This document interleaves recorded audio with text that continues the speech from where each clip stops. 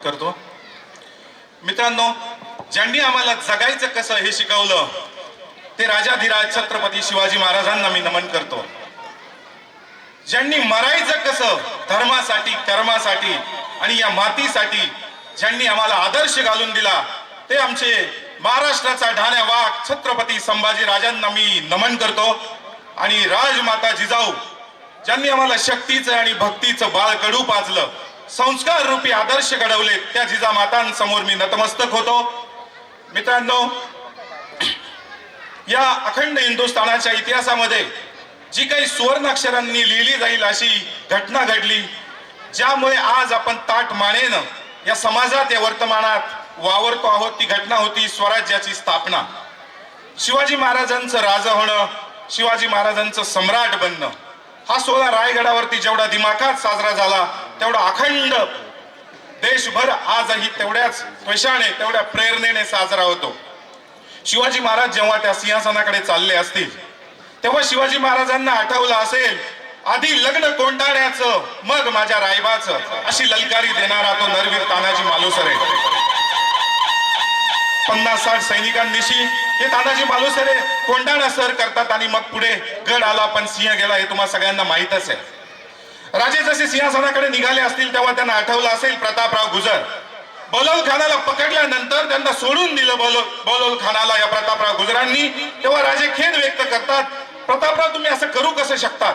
तेव्हा हेच प्रतापराव शिवाजी राजेंना सांगतात, मी जोपर्यंत या बलोल खानाचं मुंडकं तुमच्या पायथ्याशी आणत नाही, तुमच्या चरणाशी यांना पकडून आणत नाही, तोपर्यंत मी माझं तोंड तुम्हाला दाखवणार नाही. हे प्रतापराव गुजर राजांना आठवले नसतील तर नवलच आहे. शिवाजी राजांना जेव्हा ते सिंहासन दिसलं असेल तेव्हा दिसलं असेल, हे सिंहासन माझ्या अखंड अनंत कष्टाने आणि बलिदानाने या मावळ्यांच्या उभं राहिलंय. अनेक सेनापती, शूरवीर माझे या सिंहासनासाठी कामी आलेत, या स्वराज्यासाठी धारातीर्थ पडले. शिवाजी राजांना आठवलं असेल तो पन्हाळ्याचा वेढा. 60-70 हजार सैनिकांनिशी सिद्धीजवळ 3-4 महिने त्या पन्हाळ्याला वेढा देऊन बसलेला असतो. काहीच मार्ग सापडत नाही. त्यावेळेस राजे हतबल होतात. आता करायचं काय?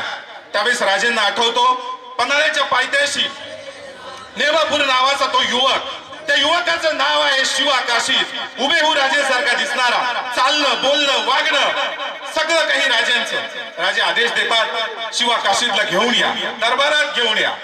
आणि मग तहाची योजना आखली जाते. राजे सांगतात, शिवाकाशीत तुम्हाला शिवाजी महाराज म्हणून जायला लागणार आहे त्या सिद्धीच्या भेटीसाठी, पण कटकारस्थान होऊ शकतं, तुमच्या जीवाला धोका आहे. शिवाकाशीत म्हणतो, राजे ज्या दिवशी ही भरजरी कापडं माझ्या अंगाला लागली त्याच दिवशी हा शिवा मेला. जिवंत आहे तो तुमचा आत्मा. राजे आदेश द्या, आज्ञा द्या राजे. मग राजे आज्ञा देतात आणि हा शिवा काशीत पालखीत बसून त्या सिद्धी जोहरला भेटायला निघतो. सिद्धी खुश होतो, आ गया अभी शिवाजी शिकंजे में, अब जश्न बारात होगी. आहिस्ते कदम म्हणत पालखी थांबते. शिवा काशीत त्या पालखीतनं उतरतो.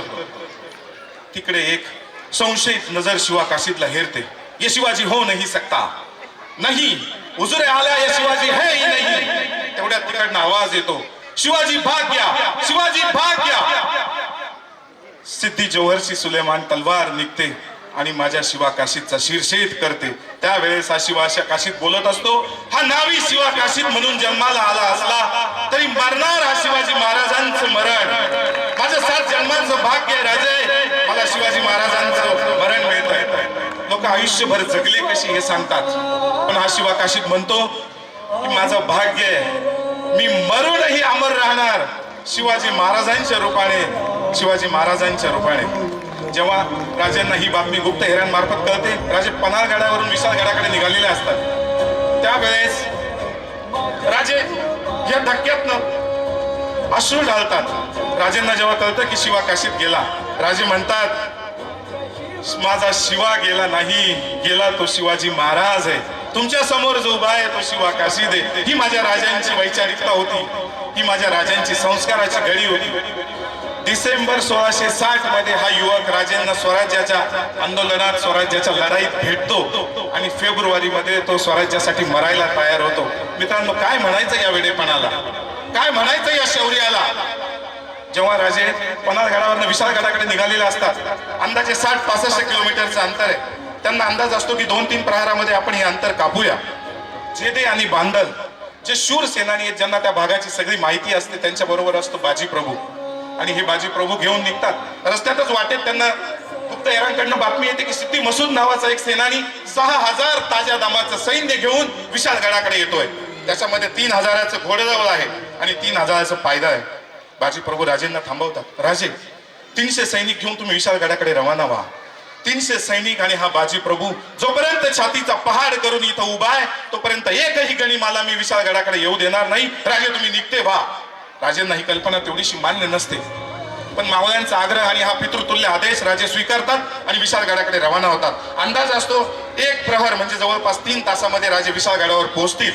पण तिकडे जयवंत दळवी आणि सूर्यराव नारायणच्या सरदारांनी विशाळगडाला आधीच एक वेढा दिलेला असतो. लढाई सुरू होते मित्रांनो घोडखिंडीमध्ये.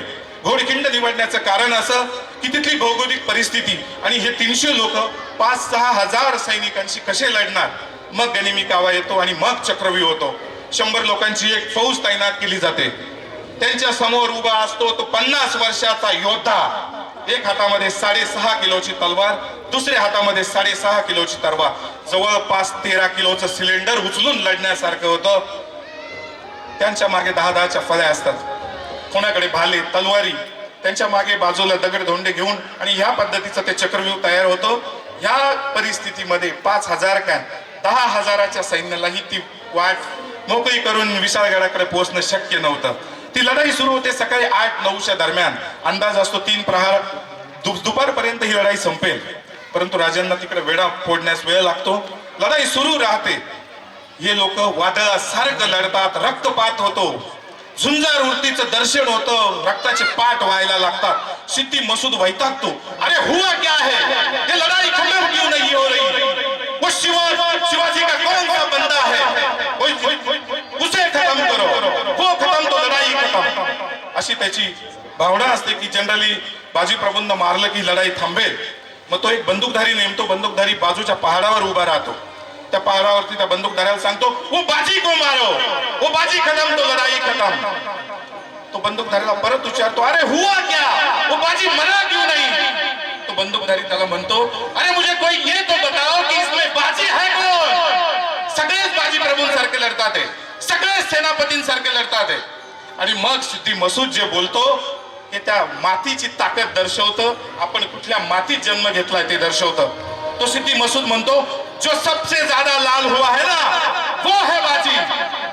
जिसके बदन में लहूलुहान हुआ है ना वो है बाजी. जिसके बदन के टुकड़े टुकड़े हुए हैं ना वो है बाजी. उसे मार, वो खत्म तो लढाई खत्म. ज्याच्या अंगावर जखमा करायला जागा राहिलेली नाहीये, जो रक्तबंबाळ झालाय त्या बाजीला मार म्हणजे ही लढाई संपेल. आणि तो बंदूकधारी बंदुकीची गोळी सोडतो. गोळी छातीचा वेध घेते माझ्या बाजी प्रभूंचा. बाजी कोसळतात. क्षणार्धात बाजींच्या डोळ्यासमोर अंधार येतो. बाजींना जाणवतं की हा मृत्यू आहे. मला मृत्यू मान्य नाही. जोपर्यंत मी माझ्या राजगडावर पोहोचत नाही, तोफांचे आवाज येत नाही, तोपर्यंत मी मृत्यू स्वीकारणार नाही. बाजी लढतात, लुटतात आणि तलवारीचे वार सपासप चालू राहतात जोपर्यंत गडांवरून तोफांचे आवाज येत नाही. काय म्हणायचं या शौर्याला? काय म्हणायचं या समर्पणाला? नंतर जेव्हा बाजी प्रभूंना तोफांच्या 2 गोळ्यांचे आवाज कानावर येतात तेव्हा बाजी प्रभू कोसळतात. समोर उभे असलेले मृत्यूलाही बाजी प्रभू म्हटले असतील, जा बाबा घेऊन आता. ज्या शब्दासाठी, ज्या स्वराज्यासाठी, ज्या माझ्या राजासाठी मी इथं खिंडीत थांबलो होतो ते राजे आता सुखरूप पोहोचलेत. मला खुशाल घेऊन जा. तिथं उभा असलेला सिद्धी मसूद आपल्या मराठ्यांविषयी काय बोलतो? मैंने एक ही फरिश्ता देखा है, मैंने एक ही मराठा देखा है जिसने मौत को दरवाजे पर रोक के रखा था. त्याच्यानंतर जेव्हा राजे या सगळ्या लोकांना घ्यायला येतात तेव्हा एकही आपला सैनिक अखंड सापडत नाही. सगळ्यांचे तुकडे तुकडे झालेले असतात. जेव्हा राजे इथं पोहोचतात राजे म्हणतात, धन्य धन्य बाजी, धन्य धन्य बाजी. या मातीची खिंडीतली जर पाण्यात सोडली तर रंग येईल माझ्या बाजीच्या रक्ताचा.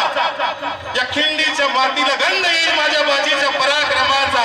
या खिंडीला कान लावले तर आवाज येईल, हर हर महादेव, हर हर महादेव, हर हर महादेव. आणि नंतर राजे हे सगळं घेऊन निघतात. यापुढे जात असताना राजे जेव्हा सिंहासनावर बसले असतील राजांना जाणवलं असेल की 26-27 वर्ष एक हिरवं वादळ या स्वराज्यावर कायम टक्कर देत होतो. त्याची कब्र शेवटी औरंगाबादला खोदली गेली, तो म्हणजे औरंगजेब. पण या औरंगजेबाला स्वराज्याचं कुठलंही यश मिळालं नाही. हा औरंगजेब याला जेव्हा कळालं की शिवाजी सम्राट बनणारे, राजा बनणारे, तो वैतागला, संतापला. मैं जिसे पहाड़ का चूहा कहता था ये आज सम्राट बन रहा है, राजा बन रहा है. तर हाच औरंगजेब आपल्या सर्व सेनापतींना, आपल्या शहजाद्यांना काय म्हणतोय, ती आहे मातीची ताकद दर्शवतो, माझ्या राजाची शूरता दर्शवतो. औरंगजेब म्हणतो, यह सब फिजूल है शहजादे, चंगेज और तैमूर के खून में कभी शिकस्त नहीं देखी. पंजोर से लेकर कंधार तक हिंदुस्तान को मुगल सल्तनत में शामिल करने का ख्वाब देखने वाली ये महाबत दौलत आज ये क्या देख रही है. हमारे नजरों के सामने हमारे लाखों के फौजों के सूबेदारों को उधेड़ के रख दिया है इस शिवाजी ने. ये हमारे मिर्जा अमीर अबू तालिब शाइस्ते खां साहब तकदीर के बड़े सिकंदर निकले कि 3 उंगलियों पे समझौता करना पड़ा. शिवाजी ने जब इनके लाल महल पे छापे मारे तो इनके छक्के छुड़ा दिए. ये सूरत का खूबसूरत इनायत का बहादुर शिवाजी जब सूरत आया तो ये दुम दबा के भाग गया. ये जोधपुर के जसवंत सिंह राठौड़ शिवाजी के जख्म के वार इन्होंने अपने छाती पे नहीं अपने पीठ पे खाए. ये हफ्सी फौलाद खान, इसी के हाथ पे मिठाई रख के शिवाजी आगरे के किले से फरार हो गया. सभी मंसूबों को खाक में मिला दिया है इसी हफ्सी फौलाद खान ने. एक बात कहूं शहजादे, आप कभी समझ ही नहीं पाओगे. औरत गाना, नाच, शराब शिवाजी को कभी मंजूरी नहीं था.